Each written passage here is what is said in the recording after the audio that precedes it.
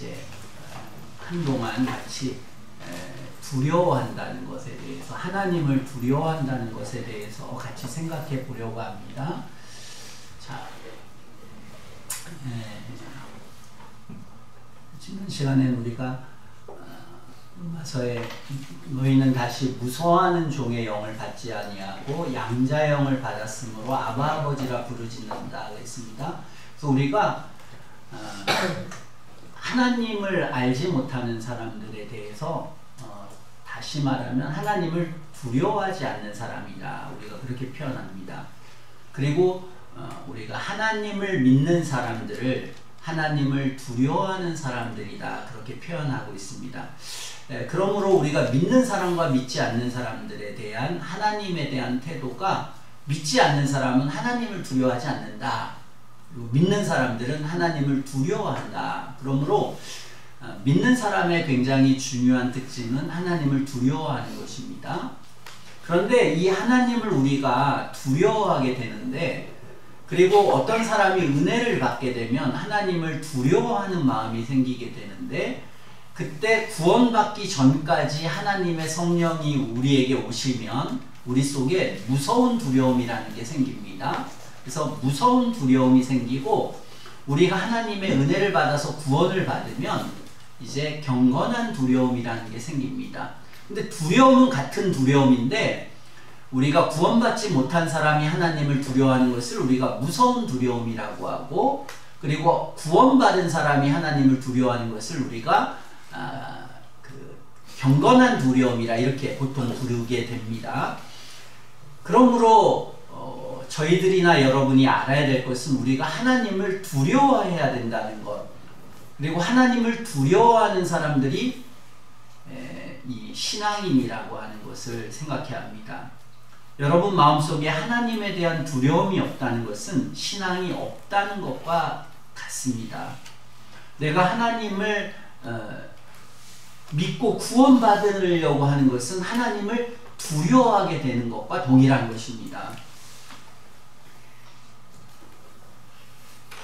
성경에 보면 악인의 특징을 말할 때 하나님을 두려움이 없다고 했습니다. 우리가 권력을 갖고 왕이 되고 이렇게 대통령이 되고 이러면은 사람들이 서서히 두려움이 없어집니다.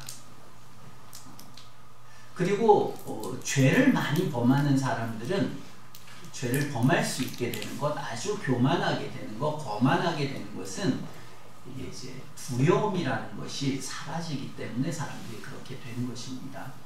그래서 우리가 어떤 통치자들 보면은 되게 거만해지거나 어떤 두려움이 없어서 별의별 행동들을 하게 되는 것입니다. 우리는 결론적으로 먼저 아는 것은, 두려움이라고 하는 것이 우리는 싫어하는 것입니다, 사람들은. 그렇지만 두려움이라는 게 꼭 필요한 것이다 라는 것이 성경이 우리에게 가르쳐주는 바인 것입니다. 그러므로 저나 여러분이 이 두려움이라고 하는 것에 대해서 잘 이해해야 합니다. 그래서 이단들의 특징은 이제 율법주의자는 무서운 두려움을 가지고 있는 거고, 율법 폐기자들은 두려움이라는 요소를 신앙에서 없애버린 사람들을 우리가 율법 폐기주의자라고 하는 것입니다. 그러므로 두려움이라고 하는 요소에 대해서 여러분들이 잘 알아야 합니다. 전체적으로 잘 아는 것, 이게 이제 신앙을 아는 것과 동일한 것이기 때문에 여러분들이 정리가 아주 잘 되어 있어야 합니다. 그래서 성경은 하나님을 두려워하는 것을 두 글자로 그냥 하나님을 경외하라, 이게 사람의 본분이다, 그렇게 말하고 있습니다. 하나님을 경외하라는 말은 그게 두려워하라, 그런 뜻입니다. 자, 오늘 이 히브리서 기자 성경에는 그 두려움이라는 요소를 다시 잘 설명하고 있는데, 경건함과 두려움이라 이렇게 표현하고 있습니다. 여기 보면 진동치 못할 나라를 받았은즉, 그래서 진동하지 않는다 그랬습니다. 이건 하나님의 나라를 말합니다. 우리가 구원받는다는 것은 하나님의 나라를 받는 것입니다. 하나님을 받는데 그 하나님의 나라의 특징은 흔들리지가 않는다, 변화가 없다, 견고하다, 확실하다, 그런 뜻입니다. 저나 여러분들이 어떤 사람이 구원의 은혜를 받으면은 그 그 구원은 결코 흔들리지 않습니다. 하나님이 어떤 사람에게 진실한 구원을 주면 절대로 그 구원은 다시 구원을 못 받거나 이런 일이 없습니다. 성경에 의하면 어떤 사람이 진정한 구원의 은혜를 받으면 죽을 때까지 그 은혜는 견고하게 확실하게 계속 간다는 것입니다. 이게 성경이 말하는 아주 중요한 교리 중에 하나입니다. 그래서 오늘 진동치 못할 나라를 받습니다. 어떤 사람이 구원의 은혜를 받으면 진동치 못할 하나님의 나라, 변함없는 확실한 하나님의 나라를 여기 보면 받았은즉 그랬습니다. 하나님의 은혜를 받으면 그때부터 뭐가 시작되냐면 우리가 하나님의 은혜 안에 오게 됩니다. 그래서 은혜를 계속 받게 됩니다. 그 전에는 그냥 우리의 의지와 행위와 힘을 통해서 하나님을 섬기지만 우리가 구원의 은혜를 받으면 그 당시 그때부터는 우리가 은혜라고 하는 하나님이 값없이 주시는 성령을 통해서 오시는 이걸 다른 말로 하면 성화라고도 표현할 수도 있고 은혜라고도 표현할 수도 있고 여러 표현을 할 수 있습니다.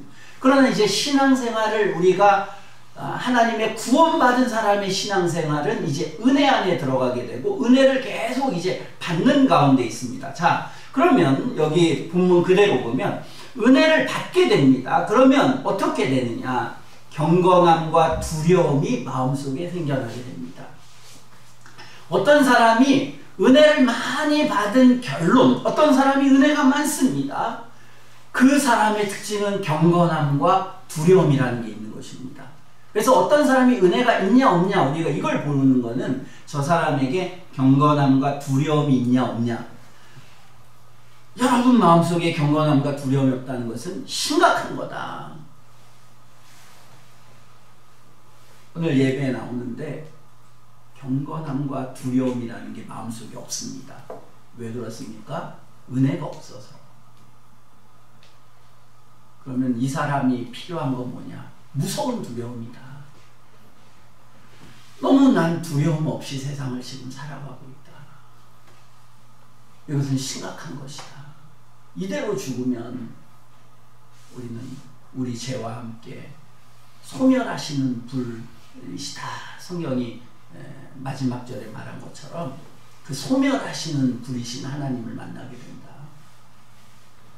그러므로 굉장히 중요한 것은 은혜를 받아서 경건함과 두려움으로 하나님을 섬기는 게 있어야 된다는 것입니다. 이게 굉장히 중요한 내용이라고 여러분이 알아야 하겠습니다. 경건함이라고 하는 것은 이 똑같은 단어가 헬라어가 디모데 전서 2장 9절에는 염치라고 하는 것으로 번역되었습니다. 다시 말해서 얼굴이 빨개지는 것, 수치심을 느끼는 것, 부끄러워하는 것, 당혹해하는 것. 그래서 경건함이라는 것은 수치를 느끼고 얼굴이 빨개지고 뭔가 부끄러워하는 이게 이제 경건함이라는 것입니다. 그래서 모든 하나님의 백성들은 수치심이 있다는 것입니다. 부끄러움이 있다는 것입니다. 하나님 앞에 나올 때는 그런 어떤 당혹된 마음이 마음속에 있다는 것입니다. 두 가지 때문에 하나는 우리의 과거의 죄, 현재 죄 때문에 우리가 죄가 없는 사람이 아니기 때문에 구원받아도 하나님 앞에 나올 때는 우리의 죄가 생각나기 때문에 수치스럽고 부끄러움이 있게 된다는 것입니다. 그걸 우리가 경건한 수치심이다. 내 죄 때문에 두려워하는 것과 그럼에도 불구하고 나를 위해서 십자가에 죽으셔서 나를 용서하시고 사랑하신 하나님의 은혜를 생각하는 마음 때문에 하나님의 앞에 감사하는 마음과 동시에 수치스러운 마음이 함께 존재하는 것. 이걸 우리가 경건함이라고 합니다. 이 경건함이 언제 최초에 우리가 충만하게 우리 속에 생겨나냐면 우리가 구원받을 때. 구원받는 하나님의 성령이 우리 속에 오셔서 구원의 확신을 주실 때 우리에게 이 경건한 이 두려움이 생깁니다. 경건함이라는 게 생깁니다. 자, 두려움이라고 하는 것은 거룩한 의무를 감당하는 영혼의 아주 거룩한 외경심, 주님에 대한 어떤, 그래서 거룩이라는 단어가 두 가지로 되어 있습니다. 거룩이라고, 우리가 거룩한 하나님을 만날 때 거룩이라는 말이 성경 전체에 쓰여지지 않습니까? 그래서 거룩이라고 하는 것은 하나님이 얼마나 크신 분인가 이런 뜻이 하나 있습니다. 하나님이 아주 크신, 우리가 임금을 대할 때 어떻게 합니까? 아무렇게나 막 대하고 대통령 만날 때 막 가지 않지 않습니까? 권력을 갖고 모든 걸 가졌기 때문에 말 조심하고 행동 조심합니다. 하물며 하나님 앞에 갈 때는 어떻겠습니까? 굉장히 두려운 마음이 생기겠죠. 그러니까 그런 마음이 우리가 이제 하나님을 진실로 만난 사람들에게는 그런 거룩하신 하나님에 대한 인식이 있다는 것입니다. 그리고 그런 마음, 거룩한 그걸 외경신이라고 이렇게 부릅니다. 그런데 게다가 우리가 죄인입니다. 대통령을 만나는데 우리가 수많은 죄가 있고 잘못이 있고 법을 어긴 게 있는 걸 대통령이 다 압니다. 그럼 얼마나 떨리겠습니까? 저 사람은 어떤 말을 할까? 근데 하나님은 우리의 모든 걸 다 알고 계십니다. 그러므로 하나님 앞에 하나님을 정말 알고 있고 하나님을 만난 적이 있고 또 하나님을 임재를 느끼는 사람, 오늘 여기 여러분들이 똑같이 예배를 드리지만 다 마음은 다 다릅니다. 여기에 하나님을 만난 사람이 있고 안 만난 사람이 있습니다. 만난 사람의 특징은 요 경건함과 두려움이 있다는 것입니다. 하나님에 대한 두려운 마음, 그리고 하나님의 자비와 긍휼에 대한 감사함, 죄 용서에 대한 확신과 함께 죄에 대한 부끄러움과 수치심, 이런 감정이 하나님의 백성들에게 있는 기본적인 감정이라는 것입니다. 이 감정, 경건한 두려움이다. 우리가 이제 그렇게 말하는 것입니다. 성경을 여러분이 창세기부터 계시록까지 다 읽어보면 다 이 얘기입니다. 전체적으로 우리에게 끊임없이 성경 전체가 우리에게 말하는 것이 이겁니다. 구원받지 못한 사람들에게 항상 성경을 읽으면 이 무서운 하나님에 대한 인식을 계속해서 심어줍니다. 구원받은 사람에게는 이러한 경건한 두려움이라는 게 생기도록 되어 있습니다. 성경을 읽게 되면 자연스럽습니다. 이게 전도서 12장 3절에 일의 결국을 다 들었으니 하나님을 경외하고 하나님을 두려워하라 그런 뜻입니다. 공경하고 두려워해라. 그 명령을 지킬 것이다. 이게 사람의 본분이다. 사람이 사람 나오려면 사람의 가장 기초적인 것, 인간이 인간으로서 지녀야 될 가장 기초적인 게 뭐냐? 두려움의 요소다. 이 두려움이라는 건 누구를? 하나님을. 사람을 두려워하거나 뭐 어떤 환경과 이런 걸 두려워하라는 얘기가 아닙니다. 누구를? 하나님을 두려워하는. 하나님을 두려워하지 않는 인간이 이건 인간이 아니다. 인간으로서 존재할 자격이 없다. 진화론자들이 그냥 이 세상에 양심도 없고 무도 없고 하나님도 없다. 정말 그렇게 우리가 사람이 믿게 된다면 이 세상은 지옥이 되어버립니다. 천국은 뭐냐? 사람들이 하나님을 아는 것입니다. 그래서 하나님을 두려워할 때 양심도 살아나는 거고 법도 살아나는 거고 뭣도 살아나는데 이게 자꾸 없어지면 그게 지옥이 온 것입니다. 이 땅에서 완전한 천국은 없지만 우리가 천국을 만들어가는 방식은 누구냐? 대통령도 장관도 선생님도 학생도 모두가 다 하나님을 두려워하게 되면 거기에 천국이 비로소 시작됩니다. 왜 우린 하나님을 두려워합니까? 그것은 하나님이 두려워할 만한 분이기 때문에 위엄을 가지시고 모든 우리의 생사복을 주관하시고 우리가 아무렇게나 대할 분이 아니시기 때문에 하나님은 두려운 분이신 것입니다. 그래서 사도 베드로도 뭇사람을 공경하며 형제를 사랑하며 하나님을 두려워하며 왕을 공경해라 했습니다. 하나님을 두려워해라. 구약 성경이 아닙니다. 베드로입니다. 주님의 사랑을 많이 받은 베드로가 하나님을 두려워하며 이렇게 말하고 있습니다. 느헤미야 1장 5절에 보면 하늘의 하나님 여호와 크고 두려우신 하나님이여 주를 사랑하고 주의 계명을 지키는 자에게 언약을 지키시며 긍휼을 베푸시는 주여 간구하나이다 그랬습니다. 그는 주의 계명을 지키는 자에게 언약을 지키시는 성도로서 기도하고 있습니다. 그런데 성도로서 크고 두려우신 하나님이여 이렇게 생각했다는 것입니다.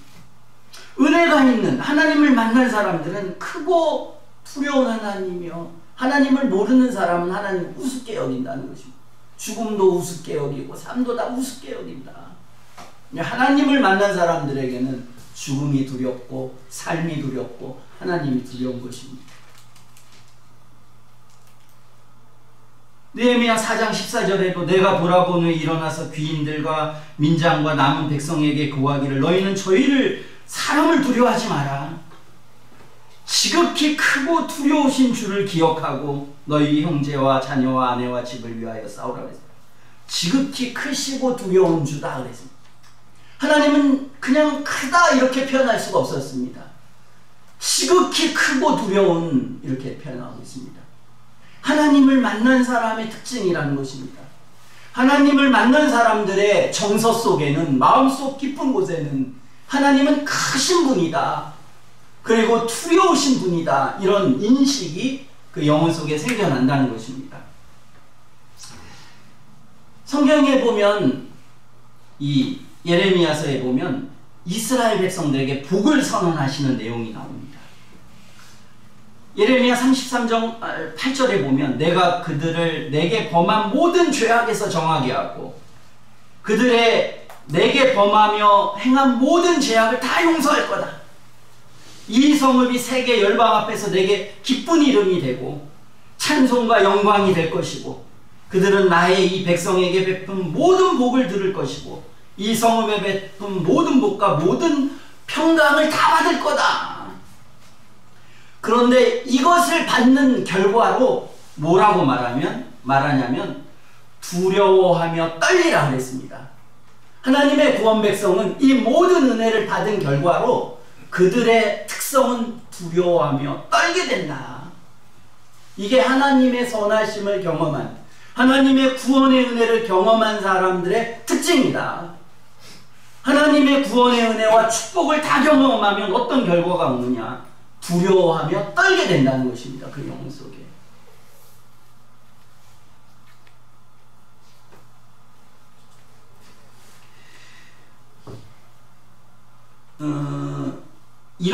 이 내용에 대해서 이게 얼마나 중요한 내용이기 때문에 존 버년이라는 사람은 이것에 대한 책을 한 권을 썼습니다. 이게 여러분 번역되어서 경외함의 진수라는 책입니다. 여기는 이 내용만 썼습니다.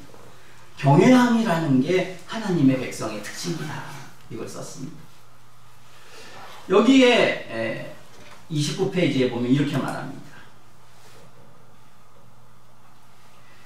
아, 안타깝게도 이 세상에는 소위 하나님의 임재라는 미명 아래 건전하고 지각 있는 그리스도인이라기보다는 어릿광대에 가깝게 행동하는 일련의 형편없고 천박하며 경솔한 신앙 고백자들이 많습니다.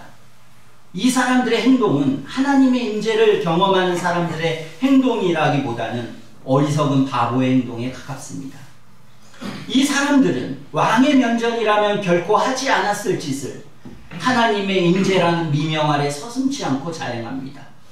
이 사람들은 심지어 세를 바치는 땅 주인의 면전에서조차 감히 하지 못할 일을 하나님의 임재라는 미명 아래 예사롭게 합니다. 만일 왕이나 땅 주인이 그들에게 눈꽃만큼의 긍휼을 베풀었더라도 그들은 왕이나 땅 주인 앞에서 그렇게 행동하지 않았을 것입니다. 이런 사람들은 최상의 상태에 있을 때에도 그와 같은 식으로 행동합니다. 이 사람들은 마치 하나님과 그리스도 안에서 자신들의 영혼에 부어주시는 하나님의 복된 은혜가 그것을 경험하고 눈으로 보는 사람을 필연적으로 방탕하게 만드는 것처럼 행동합니다. 이런 사람들을 보는 것은 진실로 우리 마음을 가장 겸허하게 만들고 아프게 만듭니다. 이것은 정말 두려운 광경입니다. 그랬습니다. 어떤 사람이 죄를 용서받고 하나님의 은혜를 경험하게 되면 이런 경건한 두려움, 이 두려움이 마음속에 생겨나고 그리고 조심스러운 마음, 그리고 하나님의 크심에 대한 인식과 우리의 죄한 인식으로 말미암는 수치심, 부끄러움, 그리고 하나님 앞에 대한 감사, 이런 감정들, 이런 정서들이 그 영혼 속에 움직여지게 된다는 것입니다. 그걸 생각하면 우리가 예배 어떻게 드려야 되냐, 찬송을 어떻게 해야 되느냐, 답이 나오는 것입니다. 괜히 우리가 막 찬송할 때 막 이렇게 춤추고 옷 입고 이거 왜 싫어하는, 이게 왜 안 되느냐?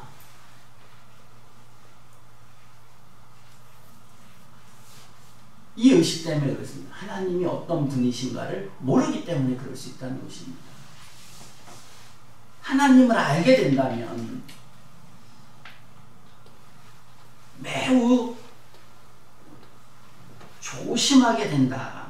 우리가 하나님에 대해서. 하나님을 모르기 때문에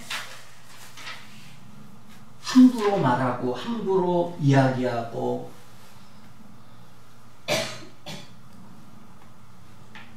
부끄러운 줄 모르고, 그러니까 하나님 앞에 무슨 이야기를 하거나 이런 게 굉장히 조심스러운 것입니다. 자, 죄를 용서받았다는 것을 보고 느껴도 기뻐하지 말라는 것이니까, 이렇게 누군가가 번연한테 질문을 했습니다. 그래서 번연은 뭐라고 하냐면, 나는 하나님께서 여러분의 죄가 진실로 용서되었다는 것을 말씀해 주실 때 시편 2편 11절처럼 떨며 즐거워할지다 라는 말씀대로 행동하기를 원합니다. 그리고 실제로 하나님께서 여러분의 죄사함을 선언하시면 여러분은 누가 시키지 않아도 그렇게 행동하도록 되어 있습니다. 하나님께서 여러분에게 죄사함을 선포해 주시면 견고하고 경건한 기쁨이 여러분의 가슴에 밀려오기 때문입니다. 죄사함의 때는 눈물 젖은 눈과 경건한 기쁨이 조화를 이루게 되는데, 하나님께서 여러분에게 죄사함을 가지고 방문하시면 여러분의 죄책감은 제거되겠지만 여러분의 더러움에 대한 느낌은 증가됩니다. 그리고 이것을 느끼게 되면, 즉 하나님께서 더러운 죄인을 용서해 주셨다는 것을 느끼게 되면 여러분은 즐거워하는 동시에 두려워 떨게 될 것입니다. 그래서 우리가 하나님의 용서와 하나님께 가까이 가면 우리의 죄에 대한 인식은 커지게 된다는 것입니다. 근데 하나님이 하나님의 용서를 생각하게 되면 그 용서에 대한 감사함과, 그리고 우리의 큰 죄를 용서하신 그 하나님의 은혜에 대한 이 두 가지가 우리 속에 함께 오게 되면 오히려 이 죄에 대한 인식이 우리 마음속에 더 크게 된다는 것이 은혜를 경험한 모든 사람들의 특성이고 성경이 말하는 모든 것의 결론이라는 것입니다. 여러분이 한없이 사악한 죄인인 여러분이 하나님의 면전에 서서 하나님의 손으로부터 죄사함과 영원한 구원의 첫 열매들을 받으려고 하는 동안에, 그때 여러분의 얼굴을 덮게 되는 부끄러움이란 얼마나 큰 것인지 모르겠습니다. 그래서 너무나 영혼이 떨며 부끄러워하게 된다, 두려워하게 된다. 이것이 하나님의 즐거움, 죄사함의 즐거움과 영혼 속에 있는 큰 두려움과 부끄러움이라는 게 함께 생긴다. 이게 번연이 가르쳐주는 바인 것입니다. 우리는 하나님 자신이 경외의 대상이라고 하는 것을 우리는 기억해야 합니다. 계시록 11장 18절에 보면 이방들이 분노하며 주의 진노가 임하여 죽은 자를 심판하시며 종 선지자들과 성도들과 물은 대도나고 주의 이름을 경외하는 자들에게 상 주시며 그랬습니다. 누구에게 상 주냐? 주의 이름을 경외하는 사람들에게 상을 주신다. 번연의 책을 한 구절 더 읽겠습니다. 우리는 언제든지 하나님의 이름을 생각하거나 하나님의 이름을 들을 때마다 항상 우리 마음에 하나님에 대한 경건한 경외심을 품어야만 합니다. 하지만 다른 여느 때보다 우리가 각별히 그렇게 해야 하는 경우는 우리 자신이 하나님의 거룩하고 두려운 이름을 우리 입술에 담는 경우입니다. 특별히 경건한 일을 행하는 도중에 하나님의 이름을 입에 올릴 때, 즉 설교할 때나 기도할 때 아니면 거룩한 총회를 진행할 때 하나님에 대한 경건한 경외심을 품어야 합니다.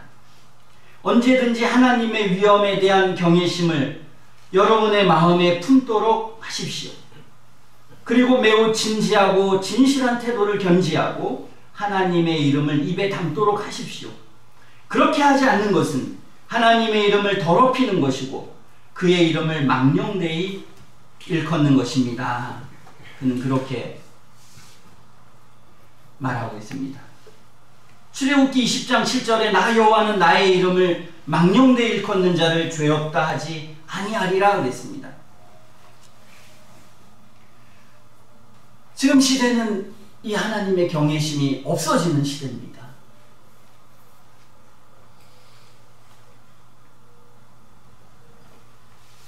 우리의 신학이 잘못됐고 엉망진창이 되어서 이 경외심이라는 것이 사라져 있습니다. 그것이 모든 교회와 설교자와 성도들을 움직여져서 무질서하고 엉망진창이,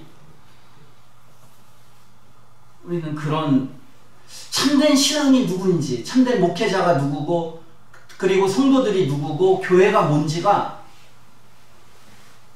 모르는 그런 시대에 우리는 살아가고 있습니다. 우리에게 회복돼야 될 가장 중요한 은혜가 뭐냐? 불신자들에게는 무서운 두려움이 있어야 되고 신자들에게는 경건한 두려움이 오늘 있어야 됩니다. 저 예배 일찍 오라 이 얘기가 아니 뭐 목사가 잔소리하는 게 뭐가 좋겠습니까? 일찍 오든 말든 저야 그냥 제가 사꾼이라면 그냥 헌금이나 내고 그냥 왔다가 가면 그만인 거지 뭐 불편한 얘기를 자꾸 합니까? 예배 시간에 뭐하러 설교를 이렇게 길게 하고 꼭 그걸 전달하기 위해서 이렇게 뭐 그냥 전달 안 돼도 그냥 아주 깔끔하게 20-30분 얼마든지 들을 사람 듣고 안 듣고 다 아주 깔끔하게 설교할 수 있고 기분 좋게 다 할 수 있습니다. 왜 그렇게 안 합니까?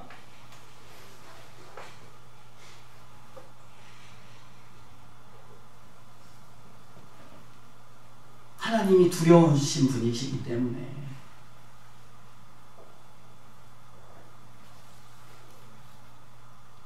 그래서 우리가 조심하려고 하는 것입니다. 얼마든지 찬송할 때 기분 좋게 감정적으로 막 손들고 그냥 감정적으로 얼마든지 할 수 있습니다.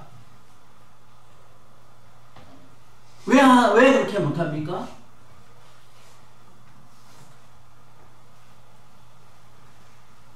경건한 두려움이 있으면 한계가 있는 것입니다.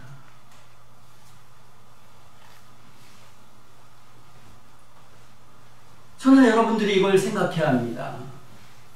은혜의 가장 기초다 이것은. 이게 사라진 것은 그냥 은혜가 없는 것입니다. 거기엔. 왜 하나님을 경외하라 이게 신앙의 기초이기 때문에. 점점 가벼워지고 세상의 축복을 이야기하게 되고 우리 삶의 편안함과 안전함과 위로를 우리가 자꾸 주게 되면 그럼 인간의 교회가 되는 것입니다. 여기. 우리가 오늘 배우는 것은 우리가 좋든 말든 우리가 고난을 받든 우리가 심령이 괴롭고 이게 중요한 게 아니라 우리가 하나님을 어떻게 섬기고 있는가, 하나님을 영화롭게 하고 있는가, 하나님의 뜻 안에서 사는가, 이게 중요한 것입니다. 여기는 하나님의 교회지. 여기는 하나님이 우리의 주인이시지 우리가 주인이 아닙니다.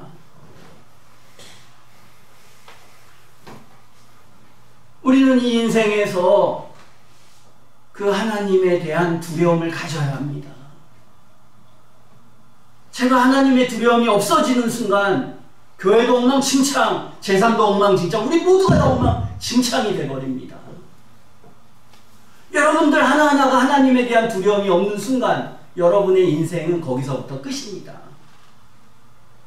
세상적으로 좋을 수 있고 얼마든지 그냥 죄짓고 하고 싶은 대로 다 할 수 있습니다.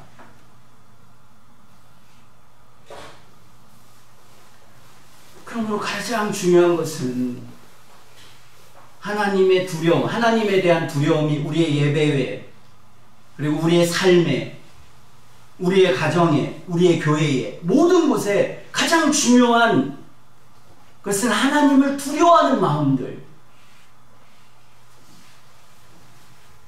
그럼 교회를 다니고 뭐 사람들마다 다 문제가 뭡니까? 목사가 하나님을 안 두려워하네. 이게 문제 아니었습니까? 목사가 거짓말 막 치고 그냥 뭐 수많은 뭐 말도 안 되는. 가장 중요한 게 뭐였습니까? 하나님을 두려워하지 않았던 것 아닙니까?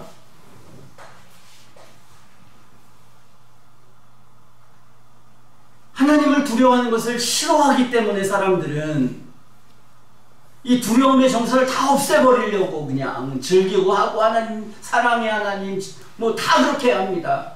로이드 존스가 말하지 않았습니까? 성경에 보면 친애하는 하나님, 사랑의 하나님, 이런 식으로 기도하는 게 없다.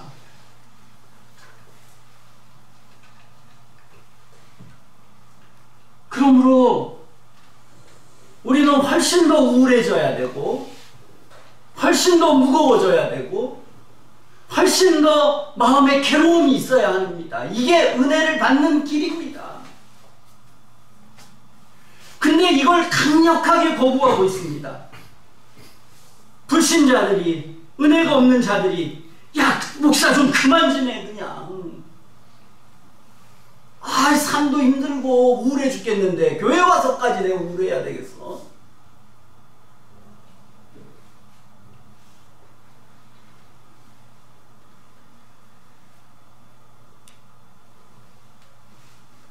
우리는 이런 시대를 살아가고 있습니다. 너무 물질 문명이 막 다 좋으니까, 너무 죄가 그냥 우리 속에 있다 보니까 그냥 모든 두려워한 거 싫고 그냥 두려움이 그러니까 이제 이런 시대가 되면 이 죄가 창궐하고 도덕적으로 윤리적으로 엉망진창이 되면서 모든 사람이 가벼워지고 어두워지는 것입니다. 전쟁이 있고 아픔이 있고 괴로움이 있을 때 인간은 인간의 본성을 찾고 인간다움을 그나마 조금이라도 찾게 됩니다. 대통령 되고 국회의원 되고 장관 되면 더 도덕적으로 갈 것 같습니까? 회사의 오너가 되고 뭐 많은 거 가지고 더 도덕적으로 갈 것 같습니까?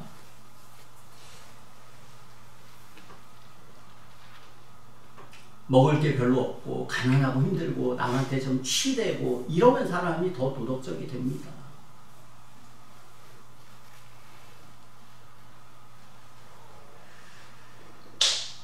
우리가 이 은혜를 생각해야 합니다. 언제나 거리에서도 집에서도 언제나 하나님에 대한 두려움이 신앙이다. 하나님 안 두려워하니까 성경 안 읽는 것입니다. 하나님 안 두려워하니까 기도 안 하죠. 하나님 두려워하지 않으니까 아무렇게나 사는 것입니다.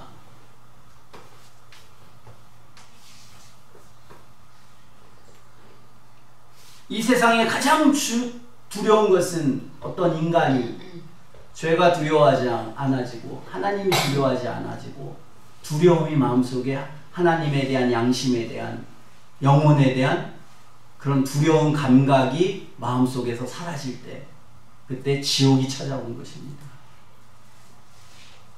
마음속에 하나님에 대한 두려움이 나를 휘잡을 때 그때 도덕이 찾아오고 윤리가 찾아오고 예수님의 빛이 찾아오고 은혜가 찾아오고 삶의 모든 진리가 하나님의 진리가 그때부터 열리게 되는 것입니다. 시편 2편 11절에 여호와를 경외함으로 섬기고 떨며 즐거워할지다 그랬습니다.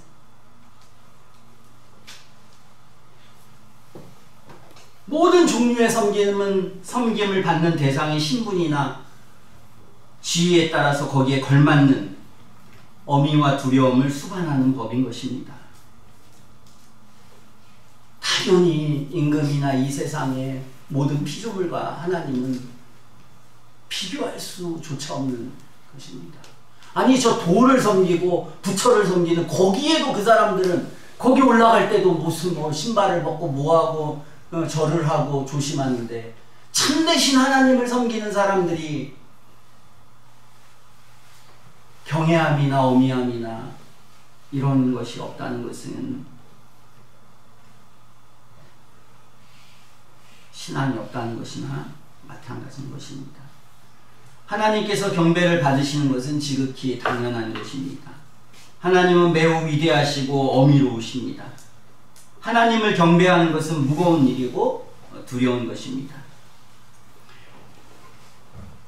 성경은 마태복음 18장 20절에 두세 사람이 내 이름으로 모인 곳에 나도 그들 중에 있다 그랬습니다. 여기 진정한 신자가 두세 사람 있으면 하나님은 지금 여기 와 계십니다. 우리는 알지 못하지만 참되신 하나님의 성도들은 그 하나님의 임재를 느낍니다. 그러나 불신자들은 못 느끼는 것입니다. 그냥 여기에 그냥 인간이 말하고 있고 인간의 언어를 듣고 있는 것입니다. 그러나 경건한 하나님의 사람들은 하나님의 음성을 듣고 있는 것이고 하나님의 임재를 느끼고 있는 것입니다. 그러므로 참된 성도들은 이 두려움의 요소가 있는 것이고 불신자들은 두려움의 요소가 없는 것입니다. 경건한 과거의 하나님의 백성들의 책을 읽어보고 그 예배를 들어보면 거기에는 전부 다 경건함의 요소가 있었습니다. 두려움의 요소가 있었습니다.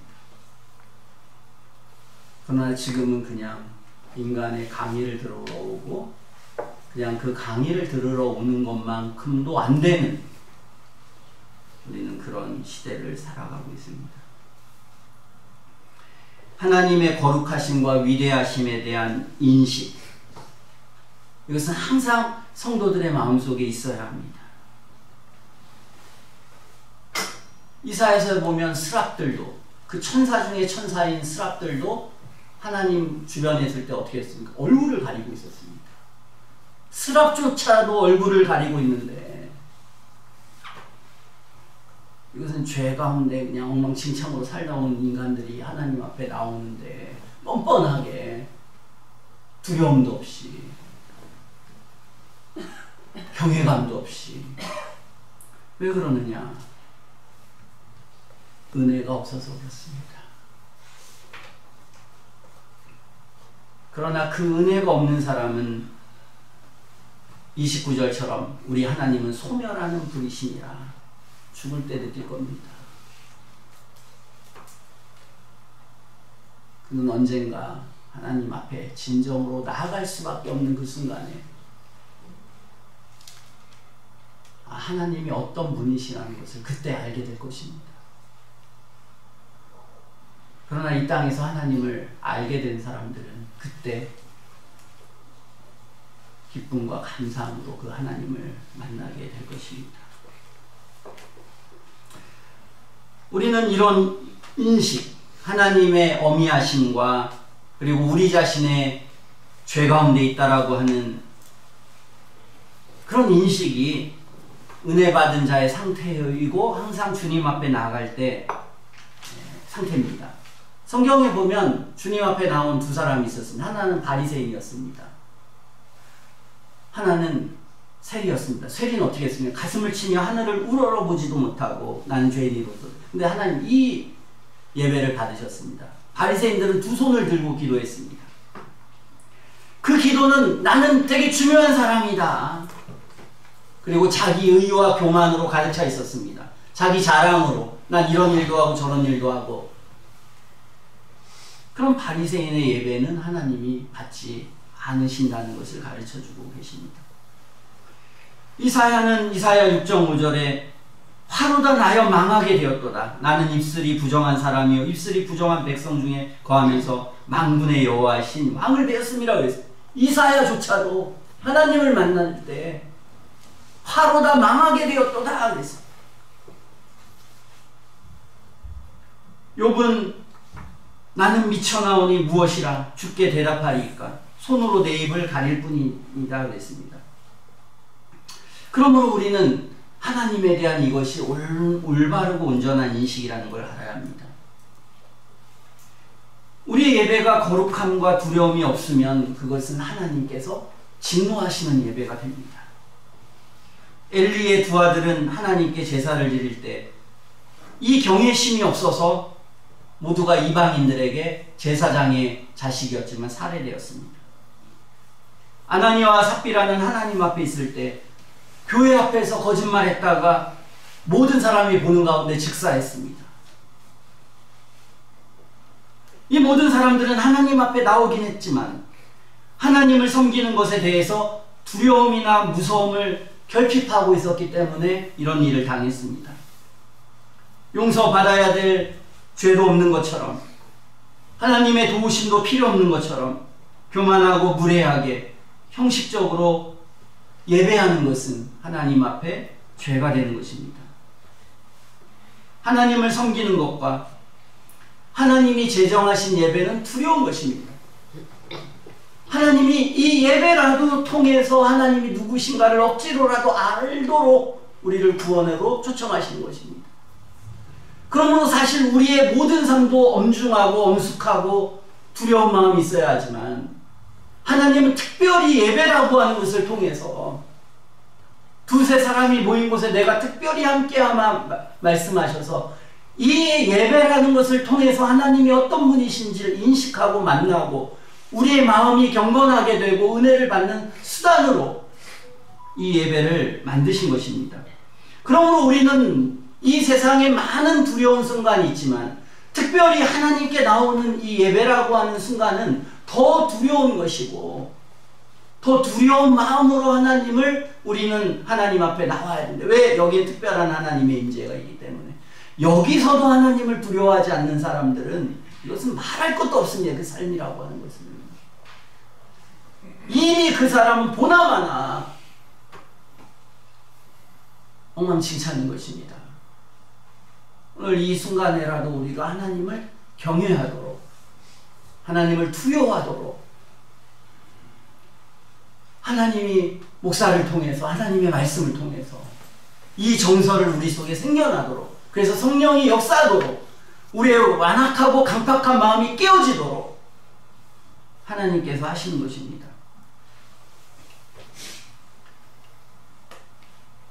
거룩한 영혼의 겸비함을 가지고 하나님의 무한하신 어미에 대한 두려운 생각을 품고 자신의 비천함과 하나님의 자비를 구하며 우리는 하나님께 나아가야 합니다.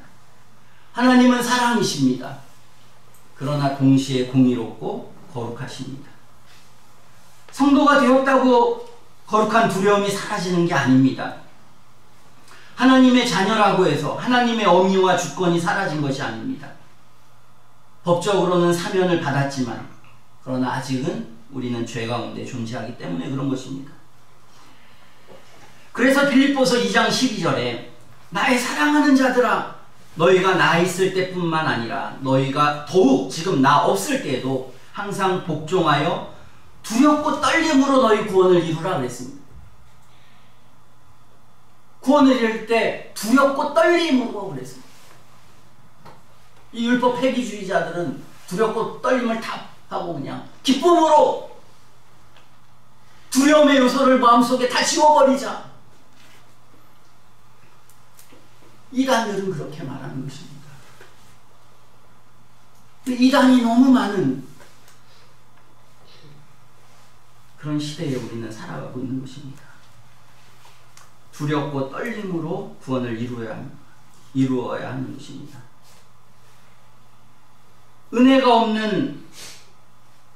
은혜가 없으면 경건함이나 거룩한 두려움을 가질 수가 없습니다. 스펄전도 이 본문에 대한 설교를 하면서 이것도 잠깐 읽어드리겠습니다. 우리는 거룩성에 대한 심오한 인식을 배양해야 합니다. 하면서 이제 이 본문을 설교합니다. 하나님은 사람 가운데서도 엄격하게 거룩하시고 준엄하게 공의로우십니다. 우리들은 사람들이 다음과 같이 말하는 것을 듣습니다. 즉 그리스도 밖에서 하나님은 소멸하시는 분이시다라고 말합니다. 그러나 그것은 본문을 제멋대로 변경시킨 것입니다. 본문은 우리 하나님, 즉 그리스도 안에 계신 하나님은 소멸하는 불이라고 말하고 있습니다. 우리 하나님은 우리와 함께 맺은 언약 가운데 계신 하나님을 의미하고 있습니다. 그것은 우리 아버지 하나님, 우리가 화목한 우리 하나님을 의미하고 있습니다. 우리 하나님은 여전히 소멸하는 불이심입니다. 명목상의 크리스찬들 중에서 많은 비율이 이 하나님을 믿지 않고 있습니다. 그들은 자비로우신 하나님을 경외한다고 고백합니다. 그러나 여러분이 그의 공의에 대해서 설교하는 순간에 그들은 분노합니다. 소멸하는 불이신 하나님은 이 교만한 19세기에 의해서는 받아들여지지 않습니다. 나는 오늘 히브리인들의 하나님에 대한 나의 신앙을 가장 엄숙하게 선언합니다. 그는 결코 죄인들을 살려놓지 않으실 것입니다. 신약의 하나님은 구약의 하나님보다 덜 가혹하지가 않습니다. 은혜의 언약 아래 계신 여호와는 율법 아래 계신 여호와보다 조금도 덜 의롭지가 않으십니다. 우리들의 어떤 죄도 징벌을 받지 않고는 지나갈 수 없는데 자비에 의해서 구원을 받았습니다. 율법은 율법 아래 있을 때만큼 복음 아래에서도 존중되어져야 합니다. 예수님의 대속은 지옥의 불꽃만큼이나 죄악에 대한 하나님의 진노를 나타내 보여줍니다. 여호와는 자비로우십니다. 무한히 자비로우십니다. 그리고 그의 이름은 사랑이십니다. 그러나 우리 하나님은 소멸하는 분이십니다. 불이십니다. 그리고 죄악은 그의 눈앞에서 살아남지 못할 것입니다. 이렇게 그는 말했습니다. 그렇듯이 그러한 시대 속에서도 스펄전이 설교했던 19세기에서도 이런 신앙이 파다했던 것입니다. 왜 이런 결과가 오느냐? 은혜가 없기 때문에. 은혜를 경험하지 못해서 하나님에 대한 경건한 두려움이 마음속에 없기 때문에 결국 그것이 그의 삶과 그의 교회와 그의 예배와 그의 모든 것을 그렇게 지배하고 있는 것입니다. 우리는 진지하게 우리 자신에 대해서 생각해 봐야 합니다. 이게 없으면 불신자입니다. 이게 없으면은 명목상의 그리스도인들입니다. 너희는 다시 무서워하는 종의 영을 받지 아니하고 양자의 영을 받았으므로 아바 아버지라 부르짖느니라 그랬습니다. 어떤 사람이 참된 은혜 안에 올 때 그들은 먼저 무서워하는 종의 영을 받는다 그랬습니다. 여러분들이 신앙생활할 때 그냥 형식적으로 의미 없이 바리새인처럼 열심히 신앙했던 열심히 신앙하지 않았던 간에 그렇게 신앙하다가 지난 시간에 번연히 본 것처럼 그냥 무서워하는 종의 영을 받았습니다. 하나님이 얼마나 두려우신지를 깨닫게 되었습니다. 지옥에 대한 두려움, 심판에 대한 두려움 때문에 그것이 그 마음이 견딜 수가 없었습니다. 이 무서워하는 종의 영을 받아야 합니다. 이 영을 받은 사람만이 양자의 영을 받을 수가 있습니다. 저는 목회자들이나 성도들이나 이 무서워하는 종의 영을 받지 아니했던 많은 제 동료들이 있었습니다. 지금 그들의 모습은 과거 저하고 같이 수많은 책을 읽으면서 같이 토론도 하고 굿도 하고 그랬댔는데 지금은 이 청교도 신앙을 완전히 다 버리고 그냥 아주 일반적인 그러면서 아주 그냥 자유롭고 그냥 그런 목회로 변화되어서 간 많은 사람이 있습니다. 원인이 뭘까? 원인이 뭐겠습니까? 우리가 진리를 믿는다면, 성경이 하나님의 말씀으로 믿는다면 이유가 뭡니까? 그들은 하나님의 영의 역사를 통해서 거듭나서 신앙생활한 게 아니라 자신의 의지와 자신의 야망과 욕망을 따라서 자신의 의로 신앙생활한 것입니다. 하나님의 은혜가 있으면 그것은 열매가 있고 결과가 있고 과정이 있고 그 모든 속에서 하나님의 은혜가 나타나도록 되어 있습니다. 우리는 진리를 믿습니다. 우리가 굳이 오늘 이렇게 하나하나 성경을 뜯어서 정말 모든 성경을 막 다 뜯지 않습니까? 로마서를 다 뜯어서 이렇게 확실하고 분명하게 뭐하러 알려고 합니까? 그냥 대충 알면 되지. 뭐 이렇게 지루하게 한 절 한 절을 그냥 있는 그대로. 왜 그렇습니까? 하나님의 말씀을 믿니까? 믿지 않으면 그럴 필요가 없습니다. 그냥 좋은 말 하면 되지. 뭐하러 그렇게 성경 구절에 그냥 집중해서 지루하게 하고 싶은 말 있고 할 수 있는 말 있고 얼마든지 그냥 내가 좋은 거 세상에 적당하게 하면 되지. 뭐하러 이렇게 집중해서 성경이 있는 그대로를 알려고 노력합니까? 하나님의 말씀이 진리이기 때문에, 두렵기 때문에, 이것에 우리의 인생이 달려있고 우리의 존재가 달려있기 때문에.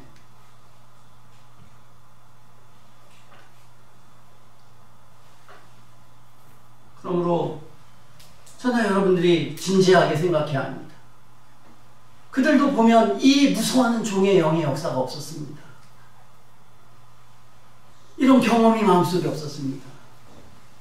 이 영혼에 하나님이 주신 마음이 있으면 모두가 다 동일합니다.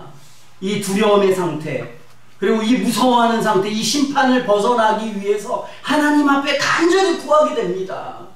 그리고 성경을 읽게 되고, 그리고 대충 그냥 목사가 뭐라고 하고, 저도 똑같이 신앙생활 했습니다. 여러분과. 그리고 여러분보다 훨씬 더 목회자가 엉망진창인 데서 신앙생활 했습니다. 저도 청년 시절 때 목사가 성경을 제대로 알려주지 않아서 그냥 율법주의적인 교회에 그냥 기도만 시키고 그냥 방언 얘기하고 이런 교회에 있었습니다. 그러나 굳이 왜 청년 시절에 성경을 읽었느냐? 두려움이 있어서, 무서워서, 하나님의 심판에 대한 인식이 있어서. 그래서 성경을 가지고 성경에서 이 진리를 발견하지 못하고는 만족할 수가 없으니까. 근데 여러분들이 왜 이렇게 엉망진창으로 신앙생활 합니까? 성경을 안 믿니까. 구원의 확신이 없어도 별로, 에이 뭐 어떻게 하다 보면 그냥 되겠지. 그러나 무서워하는 종의 영이 우리 마음속에 역사하시면 모든 성도들은 다 동일하게 구원의 확신이 내 속에 생기기 전까지는 쉬지 않고 달려가서 그걸 발견하기 전까지는 쉬지 않게 됩니다. 그러는 가운데 하나님께서 양자영을 우리 영 속에 주십니다. 그때 감격하게 되고 감사하게 되고 영혼 속에 평안이 거하게 되고 기쁨이 거하게 되고 전혀 다른. 제가 고등학교 다닐 때 너무 예민해가지고 엄청 예민한 사람이었습니다. 정말 그 학교의 모든 애들이 다 알 정도로. 그리고 한번 저하고 뭔가 인간이 아니다 이러면 절대 걔하고 말도 안 하고 완전 옳고 그름 익어가지고 목숨 거는 이런 아주 그냥 극단적이고 그런 성격이었습니다.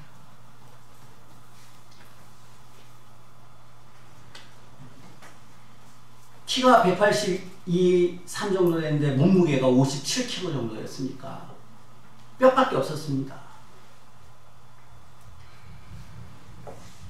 그때와 주님을 만나고 나서의 영혼의 상태는 아주 다른, 마음속에 훨씬 더 부드러워지고 용서가 되고 평안이 오고. 제 기본 자는 시간이 항상 3시, 4시, 5시였습니다. 너무 영혼의 갈등이 심해서.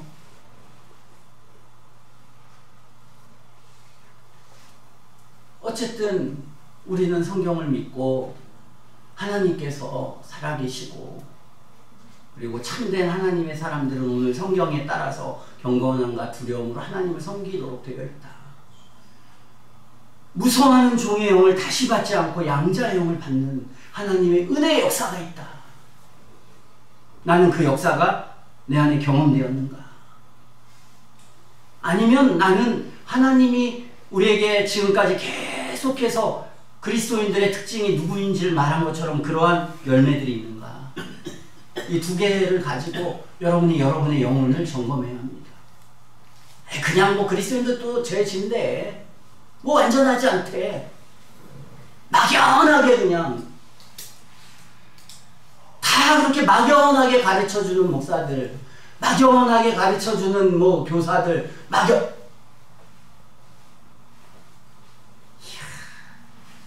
지 몸이라고 하면 병원에 가면 그따위로 그냥 막연하게 의사가 얘기하면 그거 받아들이겠습니까? 그리고 정직한 의사가 그렇게 말해주겠습니까?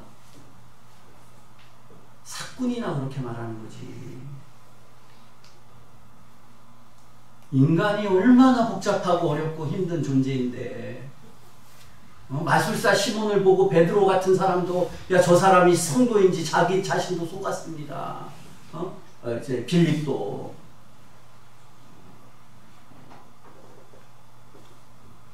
어려운 것입니다. 누가 성도인지 아닌지 목사는 모릅니다. 자기 자신도 알기가 쉽지 않습니다. 우리가 보기엔 성도 같은데 성도가 아닐 수 있고, 성도가 아닌데 성도인지 잘 모르겠는데 성도일 수 있는 경우가 있을 수가 있습니다. 그러나 모든 참 하나님의 사람들은 이게 없으면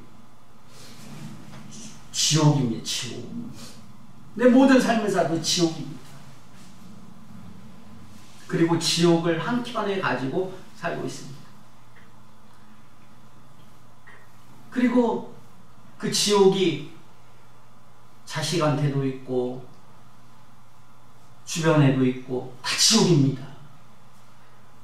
그들이 하나님 안에서 구원받지 못하면 내 안에 지옥은 못 느끼더라도 그 가정은 지옥 안에 있다. 언젠가는 그 지옥의 그 더러움과 추악함과 그 무서움이 드러날 날이 올 거다. 그리고 하나님 앞에 이 책임을 어떻게 감당해야 되냐. 마음이 편치 않습니다.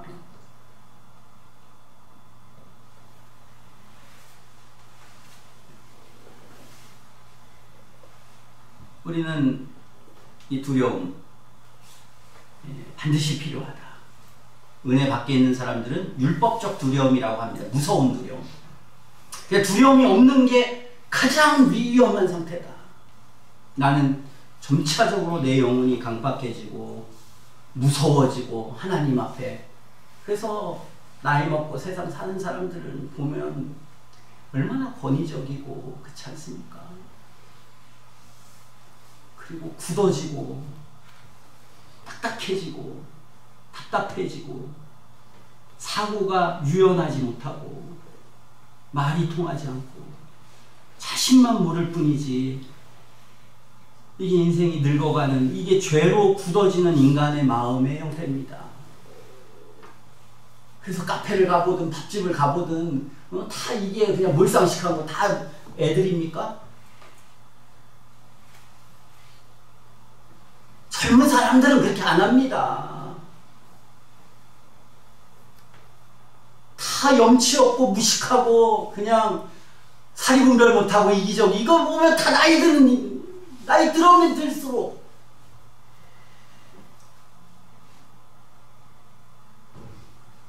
이게 인간의 모습인 것입니다.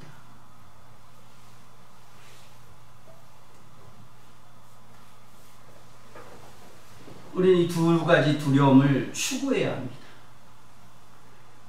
그 두 가지 두려움을 추구하고 그 두 가지 두려움이, 불경건한 두려움이 성경을 읽게 하고 기도하게 하고 거짓말 덜하게 하고 그 마음이 괴롭게 하고 아무렇게나 못하게 하고 좀 조심스럽게 하고 이렇게 가는 게 은혜입니다. 은혜로 가면 갈수록 세상이 재미없어지고 힘들어지고 하고 싶은 거 못하고 미치는 것입니다. 이 사이에 은혜를 가는 게 그러니까 미치는 겁니다. 그러니까 모든 하나님의 사람은 동일한 경험을 합니다. 내가 가장 고통스러웠을 때가 어디냐? 회심하기 전에 이 무서운 종의 영을 받을 때, 그 받기 전에의 갈등도 힘들지만 하나님의 은혜 안에 자꾸 오면은 그 갈등이 있는 것입니다. 그 갈등을 극복하게 돼야 합니다. 근데 그걸 잃어버리면 안 된다. 근데 여러분은 이 세상 살면서 끊임없이 그 유혹을 받습니다. 하고 싶은 대로 그냥 원하는 대로 그냥 쉽게 그냥 살고 싶어.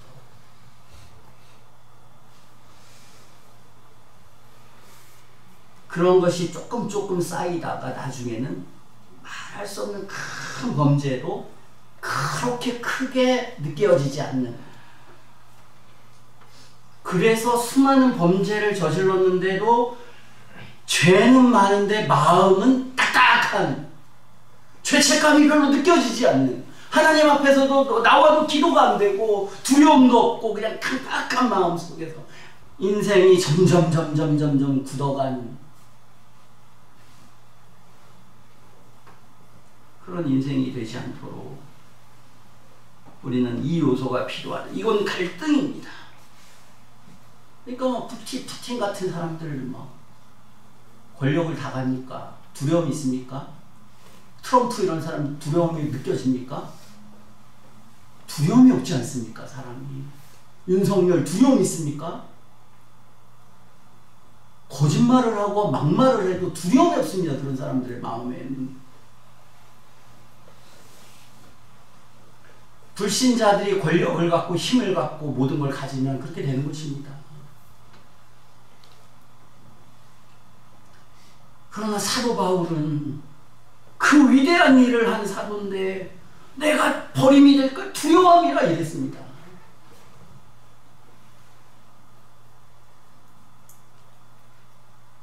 우리는 애써야 합니다. 이 두려움을 갖고. 참 어렵습니다. 목사이지만 그냥 뭐 이제 삶 얼마 남았다고 그냥 하고 싶은 것 좀 하고 즐기면서 그냥 대충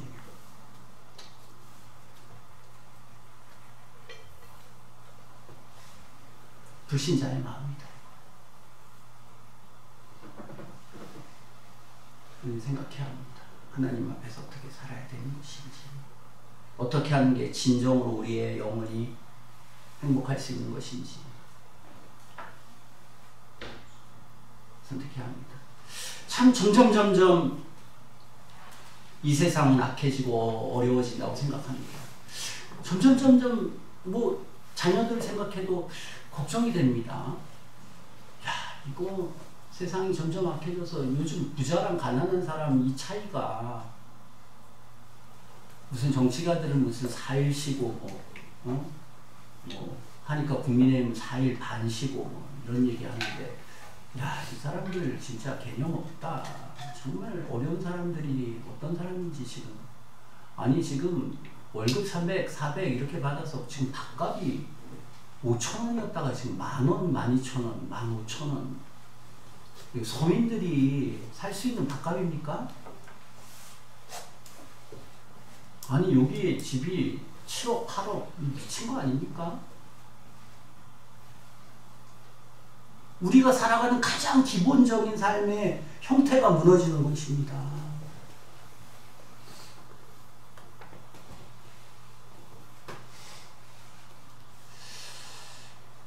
이러니 인간들이 점점 강박해지고 보상을 받으려고 하고 맨날 TV 나오는 게 뭐 해외여행 가고 막 그냥.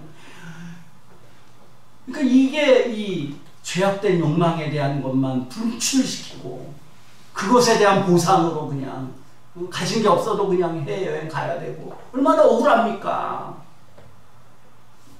욕망은 모든 매스컴과 모든 주에 다 키우는데 그 욕망을 만족시킬 수 있는 것은 안 되니까. 참 이런 사회 속에서 걱정됩니다. 진정한 걱정은 그 사회 속에서 어떻게 살아가는 게 걱정이 아니라 그 정신이 망가지고 그 영혼이 망가질 게 뻔히 보이니까. 여기에 무슨 하나님을 섬기고 하나님을 바라보고 되겠냐 이게. 그 삶에 쫓겨서 아니면 그 삶의 욕망에 하나님이 보이지 않는 모두가 다 악해지고 욕망을 가득 채우는 게 인생이라고 생각하고 두려움을 다 없애는 게 인생이라고 생각하는 이러한 삶 속에서 하나님을 두려워하면서 경건하게, 참 어려운 것입니다. 참 불신자들도 요즘 책 보니까 무슨 문영배인가요? 하는 분도 불신자인데도 불구하고 자기가 보편적인 재산이 한 4, 5년 전인가요? 한 4억 정도가 되는데 자기는 4억이라서 죄송하다, 부끄러움을 느낀다. 불신자인데도 그 뭡니까? 그래서 요즘 뭐 김장한가 누군가가 자기가 있는 거 전부 다 학교나 뭐 장학금이나 뭐나 신앙이 없고 불신자인데,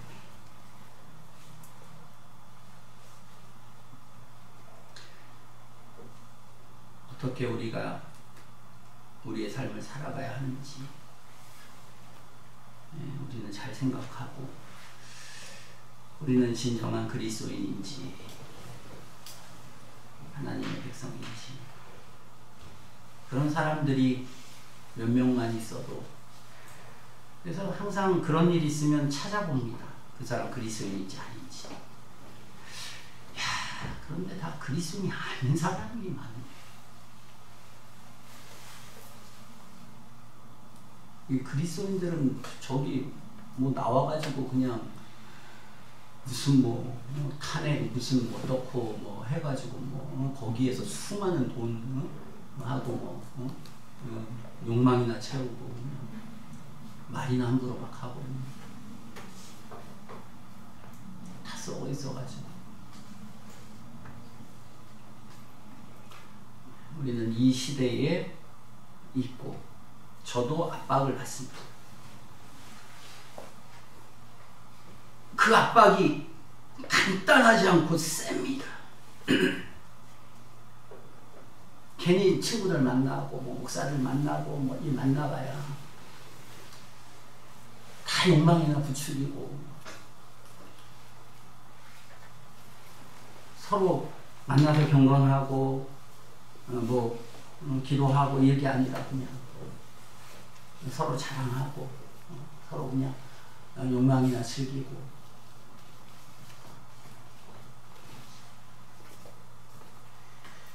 어떻게 해야 할지,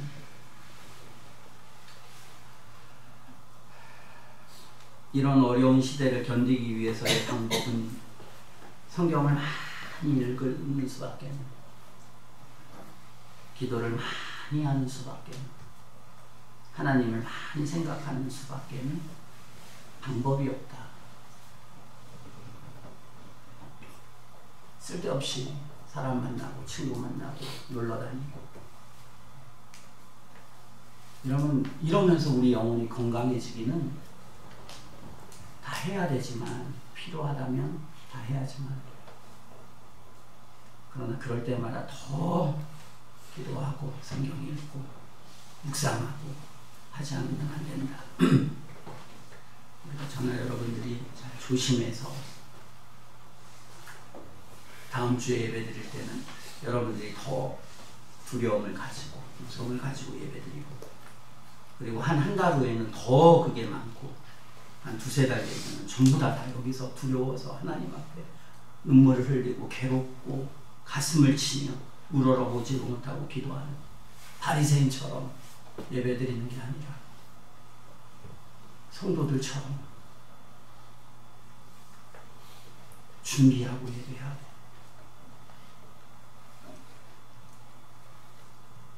이 시간만이라도 이렇게 안 되면 무너진 것입니다. 무너진 거다.